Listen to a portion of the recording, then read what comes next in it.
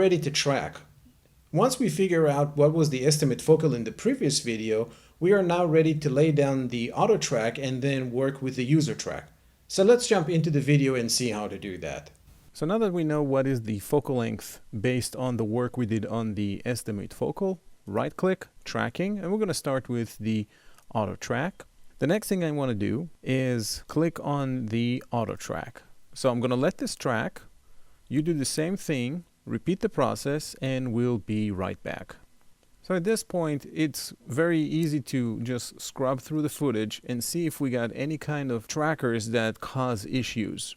Now, since we started off with the auto track, it is imperative and most important to go over the footage very slowly, inspect it almost tracker by tracker if possible, and see if we got any kind of issues or trackers that give us grief.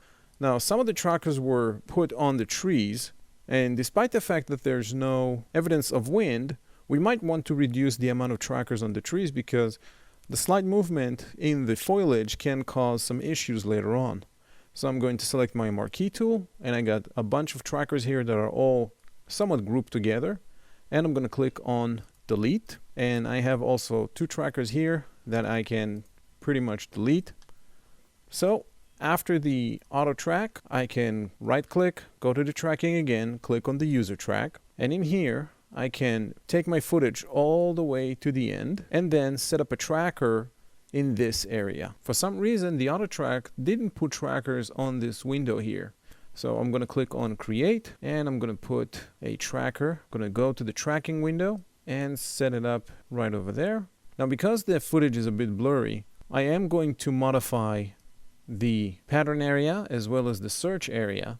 And in this case, I'm going to activate the auto keyframe. I'm going to put an auto keyframe on every 10 frames. And then the failure threshold is going to be 0.5. The deformation is going to follow the same attribute that we had in the auto track. Is going to be on rotate, scale, and skew. And I'm going to click on set default. So if I need to create more user tracks, then these settings are going to be ready for me.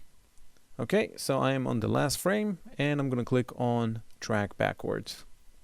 So the footage is going to be tracked again, but this time with a user track. And that user track is going to follow the corner of that window seal. So the tracker is trying really hard to stay on that window seal due to the fact that the footage is blurry. I am keeping my eye on the tracking window to see if there's any kind of issues with the tracker. Now we can go and scrub through it, and it seems that at one point the tracker has slid a little bit to the left, so we can go to that keyframe and fix it, and then track from this point back and from this point forward.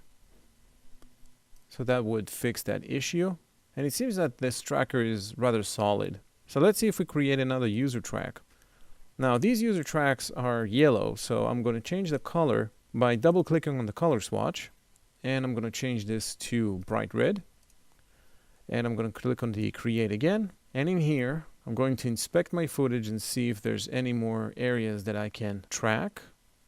And it will be a good idea to put another tracker over here on the drainage area, modify the search area and the pattern area, double click on the color, choose the same color, because I want to distinguish the user tracks from the auto tracks as soon as I'm going to bring this auto track information into the user track. I'm putting my footage on the last frame, and I'm tracking backwards again. So this tracker seems to fail after a while. So we can take our timeline, move it a bit back, and then click on R- to remove all that keyframe information, and H- in order to hide this tracker all the way up to frame 193, and from frame 193 it's going to show up till the end of the footage. Okay, so we got two trackers, and to them I'm going to add the information from the auto track. So I'm going to click on fetch. It's going to ask me which one of these trackers you want to bring from the previous node, which is the auto track. So I'm going to click on all. Close this window, and then you can see the distinct color between those user tracks and the auto tracks. The auto tracks are in yellow and the user tracks are in red. Great. So we went through the tracking process, and now we're ready to solve the camera. In the next video, we're going to see how to set up the camera solver node in order to accommodate the zoom process.